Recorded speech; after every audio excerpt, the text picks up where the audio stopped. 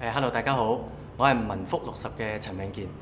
對香港嘅特首呢，我有一個好大嘅期望呢，佢係能夠幫助到香港嘅政制發展同埋民主步伐。每一個市民呢，都應該享有到同樣嘅政治權利。因此呢，如果我能夠成為咗呢個嘅特首嘅投票人之後呢，我會向特首有以下嘅期望同埋要求。第一就係要取消功能組別，令到立法會所有嘅議席呢都係用普選去產生。第二呢，就係取消晒呢家兩個議會嘅一啲嘅委任議席。第三就係將我哋嘅參選門檻呢係盡量降低，讓到每一個市民呢都有同等嘅參選嘅權利，特別係特首嘅候選人。第四呢，就係喺政府嘅諮詢架構裏邊呢，我哋都期望呢係能夠加重更多嘅民主成分。